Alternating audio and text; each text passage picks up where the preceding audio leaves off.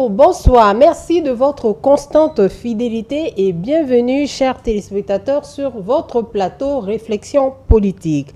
Un plateau sur lequel nous poussons des réflexions dans le but d'y apporter des réponses. Le média est défini de manière simple comme étant le moyen technique et support de diffusion massive de l'information.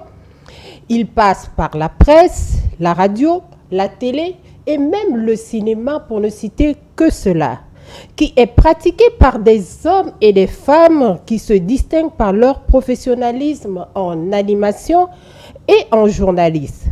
Le contexte de sécurité conjugué à l'instabilité politique que connaît le Mali depuis plusieurs années affecte énormément le métier de journaliste et l'environnement des médias devient de plus en plus complexe. Il est important et intéressant de se demander quelles sont les difficultés du secteur du média au Mali et comment y faire face et également comment assainir l'espace des médias au Mali. Nous en serons avec nos invités du jour qui nous poussent à pousser cette réflexion et à voir comme thème les médias et l'environnement médiatique au Mali. Téléspectateurs de Mandé TV, j'ai le plaisir de recevoir sur mon plateau Monsieur Samori Touré.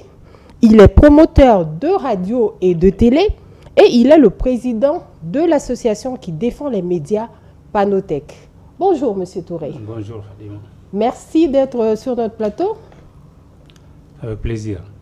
Notre deuxième invité, téléspectateur de Mandé TV, c'est pas sa première fois sur les plateaux de Mandé TV. Il s'agit de Monsieur Bandiougou Danté. Il est promoteur de radio aussi et il est le président de la Maison de la Presse.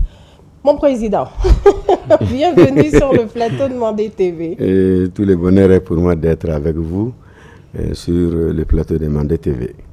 Merci beaucoup de vous rendre disponible parce que je sais que ce métier demande beaucoup d'engagement, un planning très chargé. Ça a été vraiment, voilà, le fait que vous soyez là me va droit au cœur. Comme je l'ai dit en introduction, on parle des médias, le secteur de médias, de la presse au Mali. Il serait vraiment intéressant de pouvoir pousser une réflexion aujourd'hui, de savoir. Mais avant cela, quel historique faire assez brièvement de la presse, des médias et l'analyse même de cet espace aujourd'hui? Je vais commencer par vous, Monsieur Touré.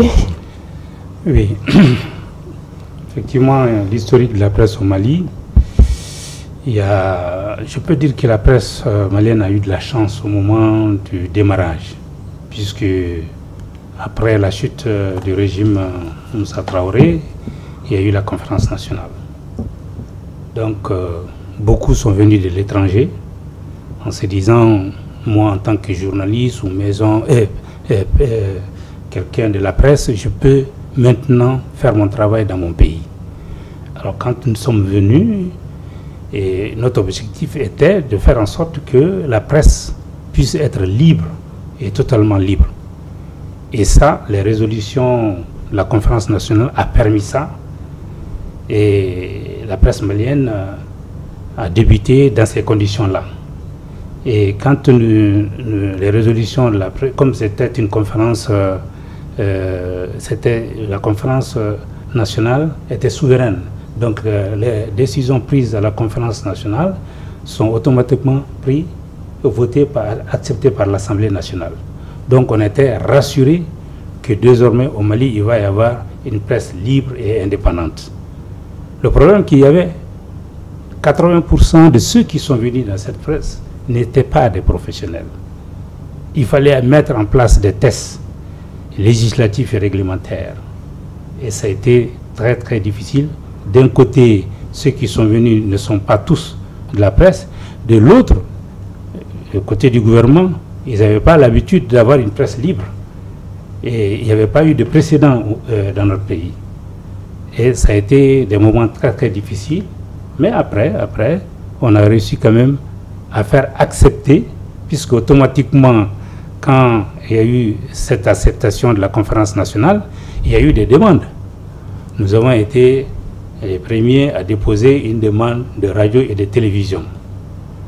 Et ensuite, maintenant, il y a eu Radio Bamakan comme télévision privée, mais nous avons commencé sans autorisation, en absence d'instance de régulation. Et ça, et même avec les premières élections, il n'y avait pas d'instance de régulation. Nous sommes auto-régulés. Et pour réussir ces premières élections démocratiques et libres. C'est pour vous dire que les débuts n'ont pas été faciles, mais il n'y avait pas d'obstacle côté État pour que nous puissions vraiment atteindre toute la liberté dont nous voulons dans l'accomplissement de notre travail. D'accord, merci beaucoup, merci beaucoup. On vous appelle même très affectueusement le doyen de la presse parce que vous avez un long parcours au niveau de la presse au Mali. Monsieur Danté, oui. Alors, quelle analyse? Monsieur Touré nous a donné un petit peu l'historique. Vous allez compléter cette historique, évidemment, et en même temps, faire l'analyse de la presse, des médias, s'il faut faire un bilan même presque. Bon, en réalité, parler de l'historique de la presse plurielle, indépendante au Mali, devant Samori, il s'agit seulement juste de dire que Samori est le témoin vivant de cette presse malienne indépendante. Il est l'un des premiers à créer une radio libre, une radio qui est connue à travers le pays, les radios Liberté. En même temps, vous demandez de faire le bilan. C'est un bilan mitigé. Nous avons réussi à la faveur, comme le doyen l'a dit, de la conférence nationale à gagner la bataille du nombre, et les médias à l'origine ont été considérés comme étant des outils de développement communautaire. Donc chaque commune devait avoir sa radio surtout, et la radio qui devait accompagner le développement communautaire. Dans les localités, il jouait le rôle de l'enseignant, le rôle de l'infirmier, le rôle de l'ingénieur agronome. La radio éduquait, sensibilisait les populations. Et on a longtemps ignoré que les médias doivent être considérés comme étant une entreprise qui obéit à des règles. Et ça a toujours été un outil social entre les mains des gens, une presse révolutionnaire qui s'exprime. Bon, aujourd'hui, de plus en plus, le développement du monde, le développement de la technologie font qu'il est important de voir ces médias autrement. Sinon, le nombre important qui a fait la fierté, il risque de devenir aujourd'hui le véritable problème de ces médias-là. D'abord, avec le nombre, la qualité n'y est pas, que ce soit en matière d'équipement, en matière de formation. Avec le nombre également, les opportunités sont rares parce qu'il y a une concurrence indescriptible qui est installée, si bien que finalement, on a le sentiment que tout le monde fait la même chose, souvent au même moment, en s'adressant au même public, et la précarité ne peut que s'installer. D'accord, merci beaucoup. Mais vous avez souligné quelque chose, le doyen l'a souligné, en cette période-là, la presse n'était pas encore là, c'était une nouveauté. Même si dans les recherches, dans certains documents, on dit que c'était vraiment feuille par feuille, c'était une forme de propagande pour contrecarrer le régime de Moussa Traoré qui était là, il se distribuait, c'était de manière informelle. Mais en ce moment-là aussi, les premiers qui ont eu à faire de la plume, on va citer ici Feu Soumelou Boubé Maïga et puis tant d'autres, des professeurs d'école. Mais le métier de journaliste sur le territoire malien à l'époque, tout venait de Bamako, ensuite ça s'est élargi au niveau des campagnes. Mais aujourd'hui, qu'est-ce qu'on peut dire sur l'exercice du métier de journaliste et surtout son étendue sur le territoire malien? Doyen. Bon, tu as cité Soumelou Boubé Maïga. C'est vrai, il était journaliste, mais il n'était pas de la presse privée. Il était à la MAP, il était dans la presse étatique. Et comme je disais, je peux donner comme exemple Tamé Sissé, Saadou Yattara, ainsi de suite. Exactement. Et que eux étaient la CEP, la presse écrite, et qu'ils ont eu très peu de difficultés que la presse audiovisuelle pour démarrer. Il y a beaucoup de raisons, des raisons techniques. Et en ce moment, le gouvernement de transition qui était là avait peur de l'arrivée tout de suite de la presse libre et indépendante. Et ça a été quelque chose de très très difficile, en absence naturellement d'une instance de régulation. Donc, sauf qu'on avait eu non seulement la conférence nationale, mais les journées nationales de l'information et de la communication qui avaient déterminé un certain nombre de canevas pour la presse, et que bon, le gouvernement a tenu compte de ça. Ceux aussi qui étaient là ont participé à ces rencontres-là et savaient s'auto-gérer. Et cela a fait qu'il n'y a pas eu énormément de difficultés. On a peut-être plus de difficultés aujourd'hui qu'au début. D'accord. D'accord. Président Danté, est-ce que vous pensez que le relais ne s'est pas fait comme il devait se faire réellement? Vous pensez que c'est ça, ou bien c'est vraiment... on y allait seulement parce qu'il fallait y aller? En réalité, la faiblesse de la presse malienne est à rechercher dans son succès. Le succès parce que on a rendu les conditions de création des organes très faciles, au point que les gens se sont retrouvés directeurs de publication, directeurs d'organes, alors qu'ils n'ont pas les compétences requises. Et comme vous l'avez dit, le passage de témoins n'a souvent pas été assuré parce que avant la fin même de la formation des gens qui n'ont pas été dans des écoles de formation de journalistes, ils réussissent effectivement à créer leur propre journal et à se rendre indépendants carrément. Et si bien que on a eu l'impression qu'il y a autant d'organes qu'autant de journalistes. Et pourtant, au départ, la raison a prévalu pour tenir compte de la réalité nationale en mettant des acteurs ensemble qui ont élaboré des normes, lesquelles normes devraient être respectées par tout le monde. Et du respect de ces normes-là, naturellement, il n'y avait pas d'école de formation de journalistes. Le Mali a connu sa première école de journalisme il n'y a pas 5 ans. C'est très récent, c'est très récent. Donc, les premiers qui sont venus avec un niveau respectable, parce que généralement, c'est des avocats, c'est des professeurs d'enseignement secondaire général, c'est des maîtres du premier cycle, qui non seulement, en plus de la maîtrise de la langue utilisée pour la presse écrite, ça c'est la langue française, ils ont cette maîtrise-là, mais les techniques aussi, des journalistes là aussi, étaient également maîtrisées, compte tenu du rapport qu'ils avaient avec l'autre. Ça c'est important.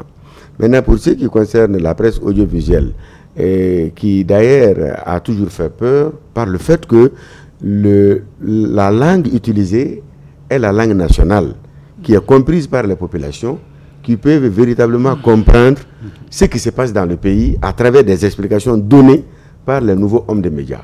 Ils sont en mesure de conscientiser les populations. Ceux-là même qui ne savent pas parler la langue française, qui n'ont pas été à l'école, sont quand même en mesure de comprendre les analyses qui se font en langue nationale. Et ils participent au débat à travers les émissions interactives. Donc, vraiment, ça a créé un certain éveil des consciences.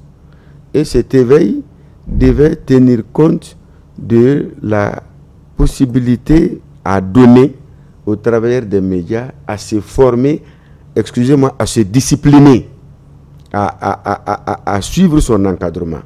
Mais on a compris que les médias, même si à l'origine il y a toujours les hommes politiques ont fini par devenir les véritables opérateurs des médias.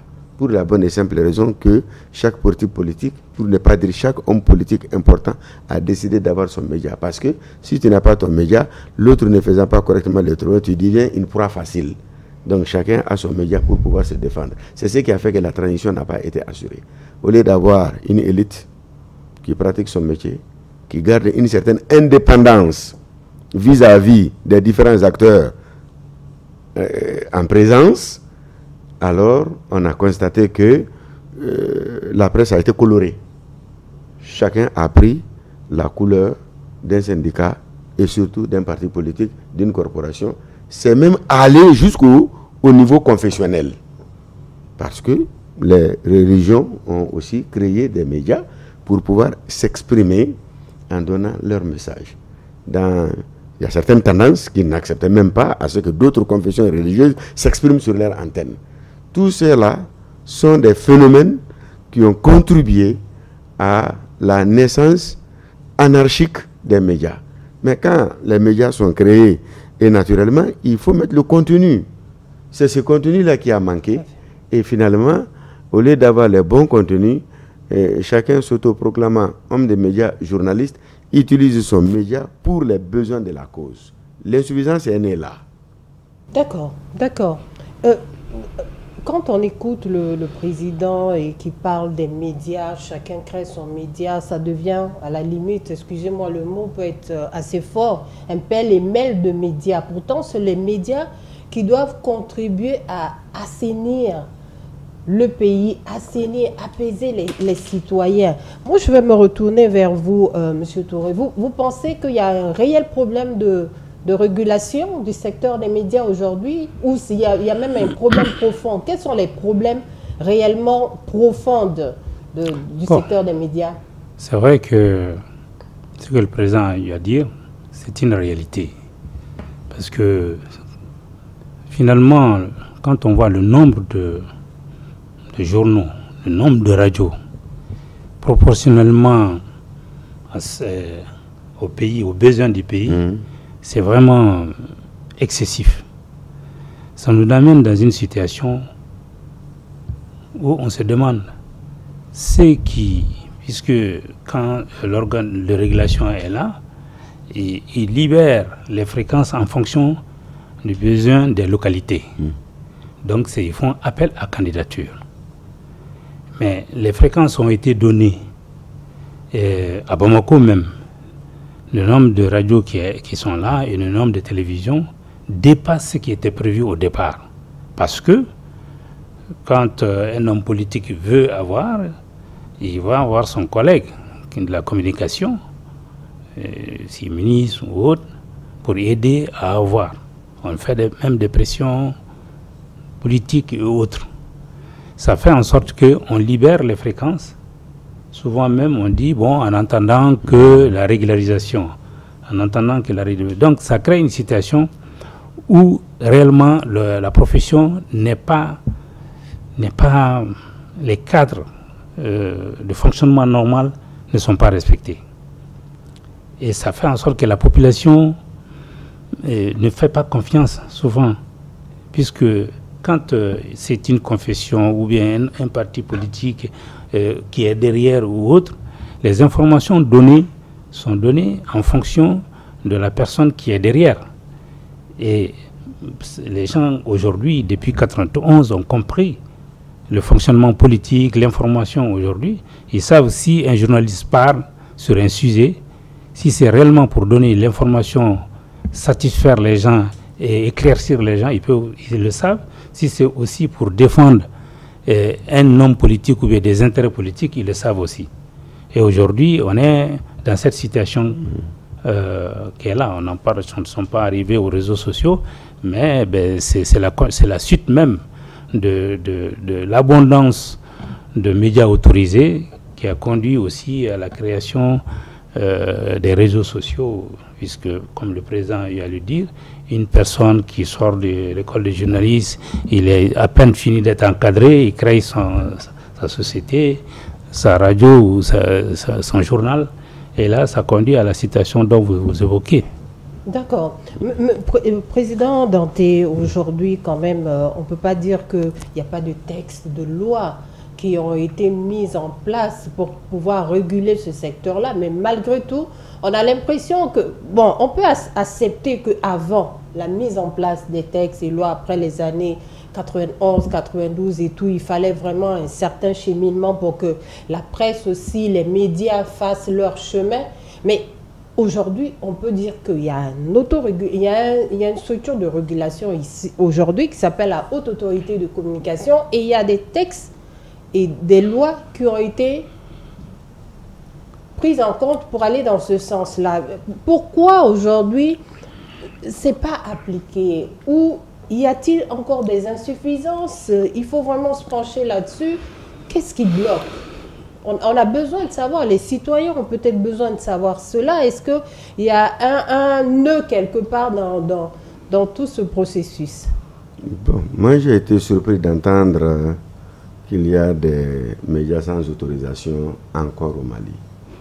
C'est vrai qu'il y a des parties du pays où l'insécurité fait que l'accès n'est pas facile.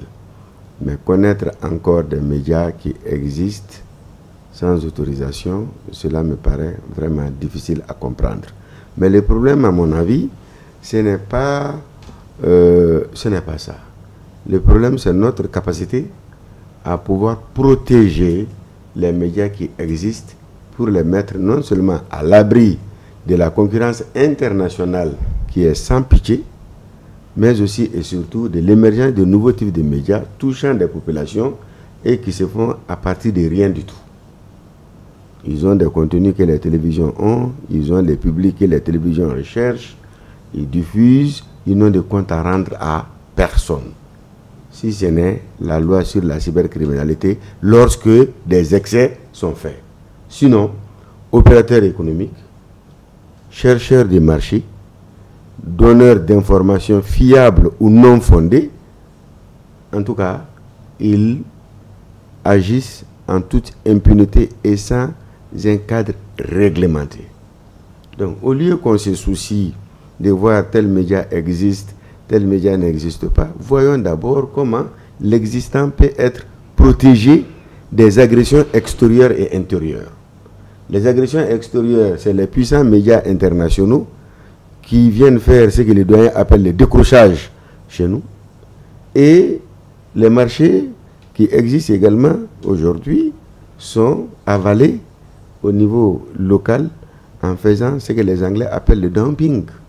Là où on doit payer 500 000 à un média conventionnel, il suffit de donner 25 000 et même moins à des gens qui arrivent à toucher les populations à travers les smartphones qui n'ont que dépensent leur forfait. Alors, est-ce qu'on peut exiger des médias qui se battent pour faire face au quotidien et certaines obligations au moment où on entretient même le désordre qui contribue à massacrer ces médias qui ont investi des dizaines de millions, créé des emplois et qui doivent faire face au fisc. Voilà toute la problématique. Aujourd'hui, la régulation passe nécessairement par la protection des médias que le régulateur lui-même a créés. Il ne s'agit pas de créer des médias, leur imposer des choses, mais il s'agit de créer un environnement favorable au développement de ces médias et qui leur permet de faire face à leurs obligations contractuelles vis-à-vis de l'État et vis-à-vis des populations. D'accord. Doyen, moi je veux vous demander par rapport à ces... Je reviens dessus, parce qu'on le dit plusieurs fois. Maintenant, il y a un régulateur qui est là, il y a des textes qui sont là, il y a des insuffisances aussi, on le dit. Votre avis sur ça? Votre avis? Il y a des travaux aussi qui ont été faits pour pouvoir rajouter ce qu'il y a à rajouter, notamment certains médias qui sont en ligne, certains médias qui sont sur les réseaux sociaux et qui se disent médias. Est-ce qu'il faut prendre pour argent comptant tous ceux qui se disent médias sur les réseaux sociaux, ou bien c'est toujours un manque d'application des textes, ou bien c'est déjà à la base des textes qui doivent être davantage assainis? Bon, c'est-à-dire que pour ce qui concerne les réseaux sociaux, et au Mali, enfin en tout cas plus particulièrement au Mali, ils ont profité d'une situation. Et c'est-à-dire ils se sont dit, pour créer une télévision au Mali, les montants qu'on demande c'est exorbitant. L'installation du studio, les employés, tout ça. Donc, avec la possibilité aujourd'hui, YouTube, Facebook, TikTok, on arrive à atteindre au niveau national et international. Bon, c'est une situation dangereuse parce que ça peut déstabiliser un pays. Dans la mesure où une personne qui n'est pas au Mali peut avoir des informations, les traiter à l'extérieur et passer par ces médias-là. Ce qu'ils disent, ça peut être faux ou vrai en tout cas, ou il n'a pas la conscience d'un professionnel en se disant cette information qui est là, si je donne, ça peut amener des troubles, ça peut créer énormément de problèmes au sein des communautés et autres. Et là, nous n'avons pas le contrôle, le régulateur n'a pas le contrôle sur ça aujourd'hui. Alors, bon, ce qu'on pense, c'est que aujourd'hui, par ce qui concerne la situation actuelle du Mali, c'est que tout était réglé de manière à ce que notre pays passe à la télévision numérique, à la TNT. La TNT, il y a en ce moment-là, sur le plan des fréquences, la possibilité de contrôler, puisque aucune chaîne n'aurait sa fréquence personnelle, comme ce n'est aujourd'hui pour les radios.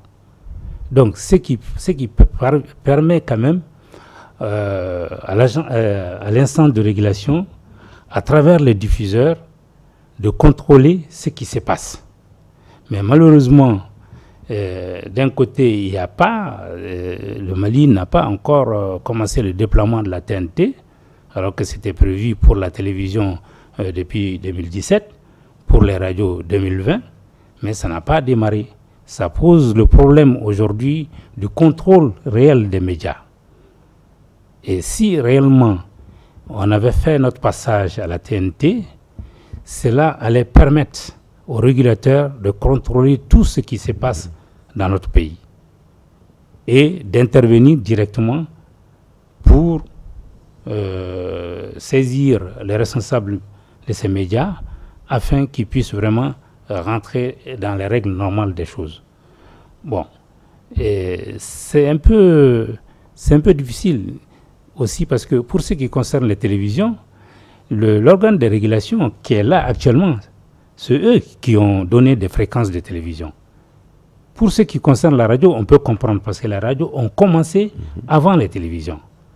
Et ils ont bénéficié maintenant de plusieurs centaines de radios au moment de leur installation. Mais pour ce qui concerne la télévision, aujourd'hui, c'est eux qui les ont donnés. Alors qu'au départ, le nombre qui est là actuellement n'était pas prévu. D'accord, merci beaucoup. Dante, vous avez quelque chose à ajouter là-dessus? Parce qu'on se rend compte du danger aussi pour notre pays. Est-ce que les autorités sont vraiment conscients de ce danger? Parce que vous, aujourd'hui, vous êtes à la tête de la maison de la presse. Est-ce que vous vous rendez compte, est-ce que cette communication arrive à se faire sur ce danger que représentent les médias de manière informelle ou on va dire qu'ils sont sur les réseaux sociaux? Voilà. Maintenant, comme vous l'avez dit, l'environnement des médias, c'est d'abord le cadre juridique. C'est d'abord le cadre juridique. En réalité, aujourd'hui, les textes comportent des insuffisances, comme vous l'avez si bien dit. Ces insuffisances ont été dans une large mesure prises en charge par les différents travaux que nous avons eu à faire.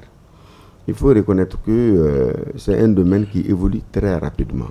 Vous prenez des décisions aujourd'hui, c'est vrai que les décisions sont prises dans la durée, mais le développement aujourd'hui des moyens électroniques fait que ce qui est réalité aujourd'hui peut ne pas l'être dans quelques années, dans quelques mois. Donc ça évolue, il faut évoluer avec. Mais aujourd'hui, nous l'avons dit et nous ne cesserons jamais de le dire, il faut que les uns et les autres comprennent les enjeux du moment. Les enjeux communicationnels, ce n'est pas parce que on peut profiter d'une situation de fait aujourd'hui en utilisant ce support-là pour régler des comptes ou bien pour toucher des populations qu'on pense que c'est bien. Non. Il faut voir les conséquences dans un avenir très proche.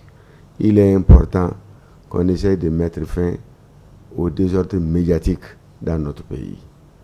Aujourd'hui, le citoyen est noyé dans le flot d'informations qu'il reçoit à travers les différentes sources. Et ne sachant plus la différence entre le professionnel et le non-professionnel, il continue à prendre pour argent comptant tout ce qui est diffusé à travers les différents supports, y compris les supports que sont les médias sociaux. Donc il est important que les pouvoirs publics essayent de valoriser ce qui a été fait par l'ensemble des professionnels et qu'on se dit que la protection du pays la guerre à gagner aujourd'hui, c'est la guerre de l'assainissement de notre espace. Même si le pays arrive à gagner militairement la guerre, même si le pays arrive à s'imposer, et si jamais on ne prend garde, on ne fait pas attention, ce qui a été gagné par l'économique, par les armes, il risque d'être détruit par les désordres médiatiques que nous connaissons. D'accord. Vous venez tout de suite d'être, c'est assez évident hein, que l'espace a besoin d'être régulé, il y a des difficultés, il y a un problème même de viabilité. Aujourd'hui, doyen, en termes de viabilité, vous êtes promoteur de radio, de télé à la fois. Quels sont les défis auxquels vous êtes confrontés de manière quotidienne, par exemple? Bon, en termes de viabilité, c'est évident qu'aujourd'hui, avec la politique que la Hague est en train de mener, et il est très difficile à un média aujourd'hui d'être viable, surtout les médias audiovisuels. Simplement ce qu'on vient de dire pour ce qui concerne les réseaux sociaux. Et ces réseaux sociaux font la même chose que nous. Et nous vivons de la publicité. Et eux, ils peuvent faire la publicité à moindre coût parce qu'ils n'ont pas de charge. Mais nous avons les impôts à payer. On a les salaires. On a l'électricité, le local. Et la Hague aussi nous pourchasse aujourd'hui pour payer des sommes faramineuses. Et ça fait en sorte que les charges que nous avons aujourd'hui ne nous permettent pas d'être viables et payer. Et on peut même, moi je pense que pour ce qui concerne les impôts, c'est en fonction de ce que vous gagnez et on fait sa déclaration d'impôt. Mais pour ce qui concerne les redevances, même si vous ne parvenez même pas à manger, il va falloir payer les redevances. Donc ça pose des problèmes énormes de viabilité. Et je suis forcé de le dire aujourd'hui, c'est que tant que les textes n'ont pas changé, parce que les textes qui régissent aujourd'hui l'audiovisuel, ce sont des textes qui étaient prévus pour la télévision et la radio analogique. Et nous basculons aujourd'hui dans le numérique, puisque les télévisions et les diffuseurs se sont débrouillés pour diffuser en numérique en absence même du gouvernement. Donc aujourd'hui, Mandine TV n'émet pas avec une fréquence. Mandine TV est diffusée par des rediffuseurs. Et c'est cette utilisation de fréquence qui demande le paiement de redevances. Sinon, nous sommes dans la même situation que la presse privée, et que la presse écrite plutôt. La presse écrite, on ne leur demande pas de redevances, à moins qu'ils introduisent maintenant. Et nous, on demande des redevances uniquement pour l'utilisation. Et aujourd'hui, aucune chaîne de télévision, en tout cas au niveau de la capitale, n'utilise de la fréquence. Et les montants qui sont là, j'avoue que nous avons été en son temps invités à discuter avec le gouvernement pour mettre en place les tarifs. Parce que nous avons accepté parce qu'on était en analogique. Donc les fréquences étaient allouées à la télévision, comme Liberté TV avec une fréquence à elle. Mais nous avons vite changé parce que le coût est très élevé quand on est en analogique par rapport au numérique. Donc on a vite changé, on a abandonné les fréquences.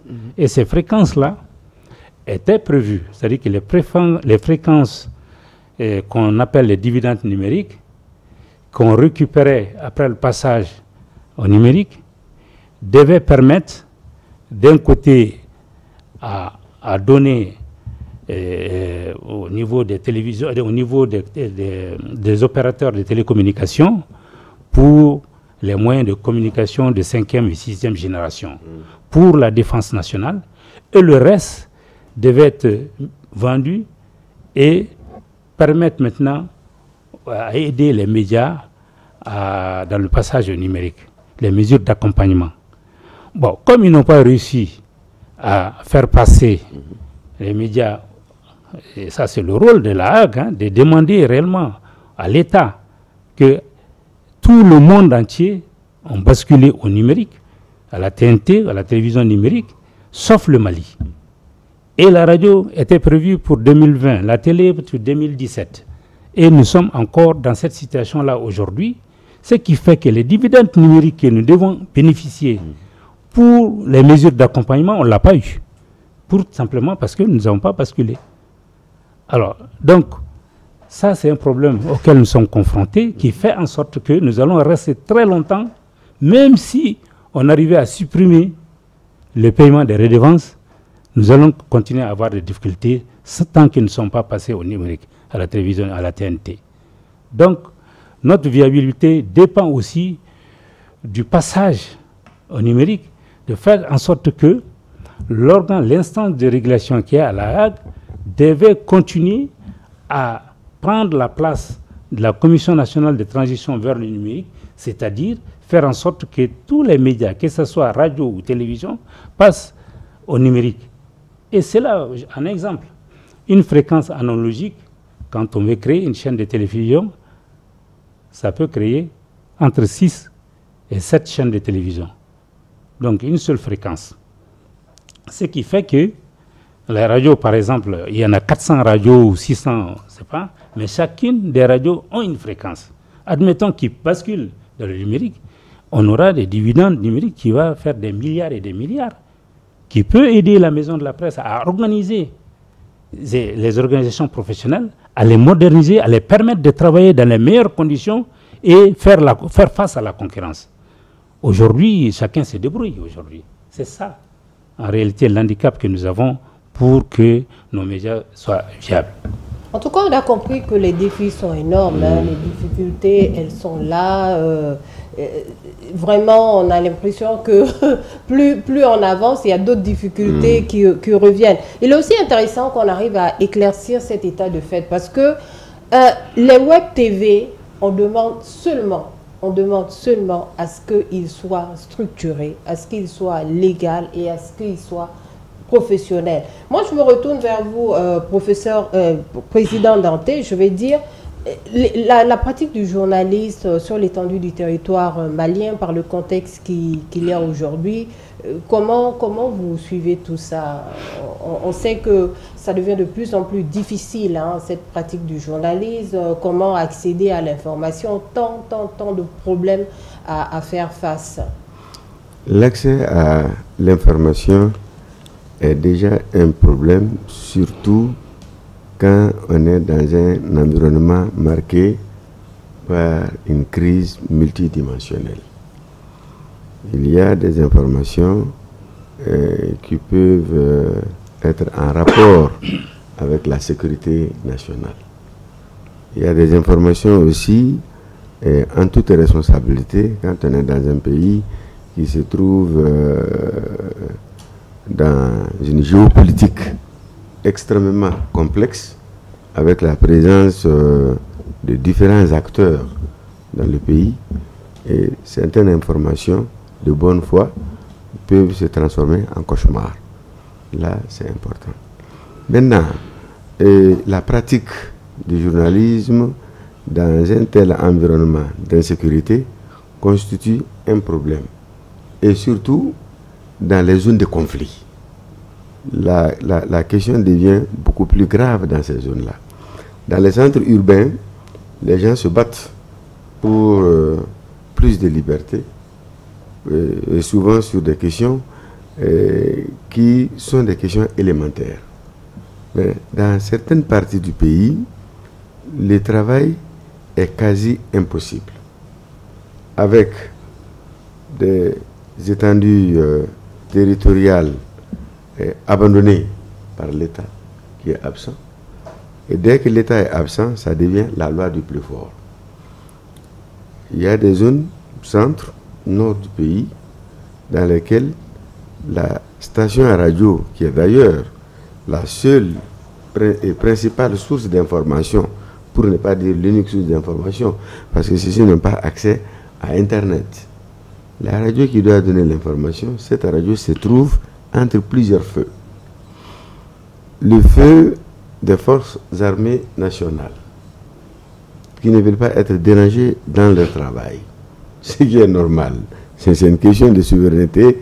Ça, c'est la défense régalienne du territoire. Dans la même zone, les différentes parties en contradiction ou en conflit se trouvent là-bas. Et vous trouverez qu'au niveau de la station à radio, des groupes peuvent dire de ne jamais diffuser la musique. Ça, c'est des gens radicaux, religieusement parlant. Ils ne sont pas d'accord à ce que la musique soit diffusée sur la radio. Dans la même zone, il y a des gens qui ont une pratique ancestrale et qui ont des relations assez étroites avec la nature, avec les animaux, avec la forêt. Ces groupes-là également, leur joie ne peut se manifester qu'à travers la chanson aussi, qui magnifie les hauts faits. Donc, la radio qui est implantée dans une zone a deux auditeurs armés. Des auditeurs radicaux qui ne veulent pas de la musique et des auditeurs armés qui souhaitent la musique dans un environnement caractérisé aussi parfois par la présence des forces nationales. Et finalement, que faire? L'autocensure s'impose. Deuxièmement, la manipulation peut naître de ça parce que le plus fort peut souvent imposer dans la zone sa volonté à la radio qui peut faire le jeu de ces derniers au détriment de la vérité. Donc franchement, dans un tel contexte, la pratique devient difficile. Ça, c'est un fait concret par rapport à la situation sécuritaire. Mais les contextes de précarité, d'absence de ressources dans lesquels nous nous trouvons, peut faire de ces journalistes-là également des proies faciles. Quelqu'un qui doit faire un travail indépendant, responsable, vérifié, mais qui manque du minimum, facilement, il peut être corrompu pour qu'il transforme le noir en blanc et le blanc en noir avec toutes les conséquences que cela suppose. D'accord. D'accord, merci beaucoup, Président Danté, pour cet aspect quand même. Moi, il y a aussi, doyen, vous avez évoqué la loi sur la cybercriminalité. Aujourd'hui, cette confusion, aujourd'hui, elle est en plein essor même, la loi sur la cybercriminalité et la pratique du métier de journalisme. Bon, la loi, je pense qu'on a la loi, on nous a proposé de discuter sur cette loi-là, mais ce que je vois, est-ce que c'est ça la solution pour faire face à la cybercriminalité? Je pense que le régulateur doit aussi être suffisamment équipé et de surveiller sur tout ce qui se passe, même à l'extérieur, mais qui concerne le pays, puisque les réseaux sociaux, les propriétaires de réseaux sociaux sont soumis aussi à des règles qu'il faut qu'ils respectent. Quand un utilisateur de leur réseau attaque ou fait des choses de diffamation, il y a des systèmes qui sont là, qui permettent aux organisations, à l'instance de régulation, d'intervenir, même si c'est à l'extérieur. Est-ce qu'aujourd'hui, ils sont équipés? Est-ce qu'il y a des gens qui sont là pour intervenir sur YouTube, sur Facebook, en utilisant uniquement les règles que ces propriétaires de réseaux sociaux ont mis en place? Moi, je ne crois pas. Honnêtement, ça n'existe pas, à ma connaissance, et d'après les communications qui ont été faites, ils comptent mettre en place une structure pour pouvoir gérer tout cela. C'est-à-dire qu'ils ne peuvent pas bloquer, mais ils peuvent intervenir auprès des réseaux sociaux en disant, voilà, en dénonçant ces réseaux qui ont enfreint aux règles même, en les rappelant. Ils vont contrôler. Dès qu'ils savent que c'est une réalité, ils bloquent. Mais aujourd'hui, chacun, avec ses propres moyens, est obligé de se défendre soi-même. Alors que le régulateur doit savoir qu'ils doivent aussi commencer à s'équiper et avoir des techniciens qui sont à la hauteur, qui peuvent intervenir non seulement pour la sécurité de notre pays, mais aussi pour la sécurité de nos citoyens. Quelqu'un peut être attaqué aujourd'hui, c'est le rôle de faire intervenir son équipe pour pouvoir faire face à ça. Quel résultat vous avez eu après ces manquements-là? Là, doit être équipé en ce sens-là. Il ne faut pas qu'on reste uniquement dans le truc pour récupérer les redevances. L'État n'a pas besoin de l'argent des radios et des télévisions. Au contraire, l'État doit nous aider à ce que nous puissions vraiment tenir aujourd'hui. Une concurrence farouche sur le plan national et international est là. Les médias qui sont officiellement mis en place doivent être aidés de manière à ce qu'ils puissent vraiment tenir. Et les attaques, nous, on a des œuvres. Et télévision, Mandine TV a des œuvres. Quelqu'un peut les prendre, les diffuser et les mettre sur son compte, gagner de l'argent là-dessus. Et si Mandine TV ne se défend pas, ce n'est pas la qui va intervenir pour elle. Donc voilà des cas de faiblesse qui est là, qui fait en sorte que nous ne pouvons pas nous défendre dans l'état actuel des choses. Et je pense, et la maison de la presse peut, si elle est aidée, à mettre des équipes aussi en place, travailler ensemble avec l'organe de régulation de manière à protéger notre pays pour ça. Mais si c'est le contraire qui se passe, comment on va s'en sortir? C'est ça le problème. C'est une grande question en tout cas. Monsieur Danté, par rapport à cette loi sur la cybercriminalité, la pratique du métier de journaliste aujourd'hui, il y a beaucoup d'ambiguïté sur cette compréhension-là. Il est quand même important que nous fassions la part des choses et placer chaque événement dans son contexte. La loi sur la cybercriminalité a été élaborée à un moment où la société malienne était en crise. Elle est encore en crise. Les gens ont maladroitement utilisé les réseaux sociaux pour pénétrer dans la vie intime des gens. Ensuite, ces réseaux ont été utilisés parfois avec des faux profils et des individus de mauvaise foi résidant parfois ailleurs se cachent derrière ces réseaux pour faire chanter les gens, pour leur faire du mal. Et maintenant, la réflexion a amené à trouver des méthodes coercitives pour mettre fin à une telle pratique. Et cette loi sur la cybercriminalité n'est pas seulement propre au Mali. Ça a été mis en place quasiment dans tout l'espace UEMOA.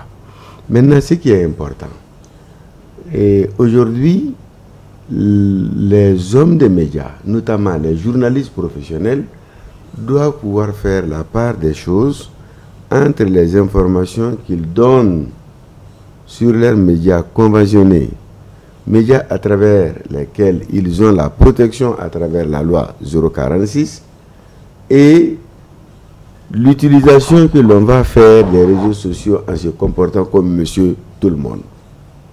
Les journalistes doivent travailler à montrer l'exemple et à montrer aux gens que les médias sociaux peuvent être utilisés de manière positive pour donner la bonne information aux populations. Cela est extrêmement important. Mais, quand ceux-là même qui ne sont pas des professionnels du domaine, qui ne sont reconnus d'aucune rédaction, qui s'attribuent l'appellation et le statut de journaliste, qui ont leur téléphone et qui se font appeler journalistes, ils continuent à faire des dégâts énormes. Et vous, professionnels, la loi vous a donné des avantages vous permettant de vous mettre à l'abri de certaines insuffisances. Vous allez vous retrouver dans le même panier que les gens qui se comportent comme ça. Ça, c'est un problème. Mais le débat, il doit être véritablement posé. Qu'on sache réellement les limites de la liberté de la presse avec ce qu'on appelle la loi sur la cybercriminalité. Sinon, honnêtement, les questions qui sont abordées par cette loi sur la cybercriminalité, moi je considère ça comme si on s'attaque au petit banditisme en laissant le grand banditisme. Le grand banditisme, c'est quoi? C'est cette utilisation catastrophique des médias sociaux qui amène des gens à se suicider, qui essayent de rentrer dans les données personnelles des gens qui fabriquent des fake news pour les diffuser, qui arrivent à tromper parfois une bonne partie de l'opinion à travers des informations mensongères, propagandistes, distillées dans la nature. Le combat, il est là. Le combat, il est là. Le combat n'est pas au niveau du journaliste qui a fait un écrit, a utilisé les médias sociaux pour essayer de régler des comptes avec lui. On laisse tomber carrément même son organe conventionné et pour aller les capturer dans l'espace cybernétique. Voilà le problème. D'accord. Monsieur Danté, merci beaucoup. Avec Monsieur Touré. Par contre, pour terminer, pour avancer, vraiment, on va poser ça de manière assez précise. C'est la grande question que je vais vous poser. Ça va être des recommandations à l'endroit des promoteurs de télé, de structures de médias et pour ceux qui sont en train de travailler dans ce métier-là. Ce métier et aussi nos gouvernants et aux populations. La question que je veux vous poser, tout simplement, comment assainir aujourd'hui l'espace médiatique? C'est une grande question aujourd'hui, parce que tout le monde est confronté à cette situation-là, comme j'ai eu à le dire. Et l'organe de régulation doit savoir qu'ils ont du travail, ils ont des responsabilités de protection. On sait aujourd'hui que les procureurs font leur travail. Quand ils voient que quelqu'un qui est touché, ils peuvent s'auto-saisir. Ils peuvent intervenir à la suite d'une personne qui demande. Mais nous, les médias, nous devons avoir obligation de mettre des moyens de contrôle, de surveillance et de défense sur notre pays. Mais ça doit être fait avec l'appui de l'État malien à travers la haute autorité de la communication, qui doivent savoir qu'on est sorti de l'analogique, on est dans le numérique. Quand tu veux te battre avec quelqu'un, il faut que vous battez égal à égal. Nous sommes beaucoup, notre organe de régulation est beaucoup en retard par rapport à ça. Ce n'est pas comment on appelle le fait de il surveille avec monitoring. C'est pas avec le monitoring qu'on va pouvoir faire face à cette situation-là. Il faut qu'il rentre dans l'espace des médias électroniques. Il faut qu'il y ait des techniciens qui puissent faire face à cette situation-là. Aujourd'hui, les difficultés auxquelles on est confronté, c'est que les tests qui sont là aujourd'hui sont appliqués sur nous alors qu'on a dépassé. Et les textes sont en retard par rapport à l'évolution qui est là aujourd'hui. Alors il faut qu'on mette les textes à jour. On nous a proposé des textes préétablis, mais l'inquiétude que nous avons, à chaque fois, que ce soit les organisations professionnelles, accompagnées par la maison de la presse, qu'on se mette d'accord sur des textes, des avant-projets. Une fois que ça arrive, ils modifient ce sur quoi on s'est entendu, ils font autre chose qui est totalement différent. Et on dit, on l'a fait avec la maison de la presse, avec les organisations professionnelles. Ce qui fait que c'est morné déjà, il ne peut pas travailler ces textes-là. Parce que nous, professionnels, sur le terrain, on sait quelles sont nos difficultés.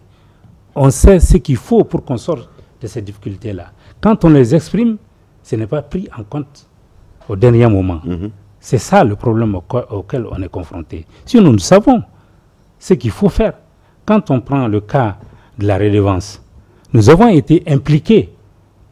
On s'est dit, tant que nous ne sommes pas dans le numérique, on nous donne des fréquences, on doit payer des redevances.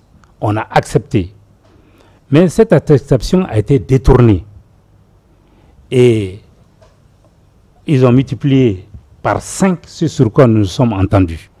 C'est pour cela que vous avez des montants exorbitants comme redevance. Comme si le gouvernement a mis comme objectif de se servir de ce montant vraiment pitiable de la presse pour pouvoir faire quelque chose avec. Au contraire, ce que le gouvernement donne à la presse, c'est plus que ce que la redevance apporte. Par conséquent, quand on fait la balance, à quoi ça sert de nous faire souffrir pour des paiements ou tentatives de payer et tout. Je vous donne un exemple. Les difficultés de la presse dans son ensemble, ceux qui sont loin dans le nord, qui n'ont pas connu le Covid comme ici à Bamako, qui n'ont pas connu les fermetures de frontières. Notre réseau avait une radio à Tessalit, avait une radio à Gao, avait à Kidal, à Tombouctou. Mais à peine qu'on s'installe à Tessalit, Tessalit a été pris. À Gao, on a pris notre radio. Il se servait comme il voulait. À Tombouctou, on a pris notre radio. Il s'en servait comme il voulait. Donc, Mopti, c'est la même chose, c'était l'insécurité. Mais comment on peut forcer aujourd'hui ces radios-là à vouloir payer des redevances d'un montant? Ces radios-là ne peuvent pas se réveiller aujourd'hui. C'est surmonter les difficultés auxquelles on les a fait subir. Et c'est la même chose pour les radios ici. Le Covid est venu, les frontières ont été fermées, et ceux sur qui on se base pour avoir quand même des revenus ne peuvent pas travailler. Mais comment nous pouvons payer des redevances? C'est pour cela qu'on a demandé à ce que le gouvernement quand même fait vraiment le sacrifice de dire ces redevances-là, on les laisse.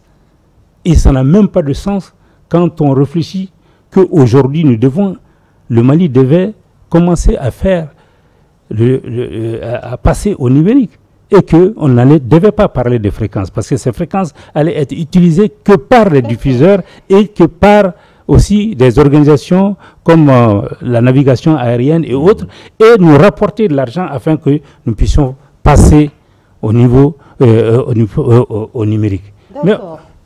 Merci beaucoup. Le temps risquerait peut-être de nous faire défaut. Donc, doyen, Monsieur Touré, toutes mes excuses si je vous ai pris un peu de cours dans votre lancée.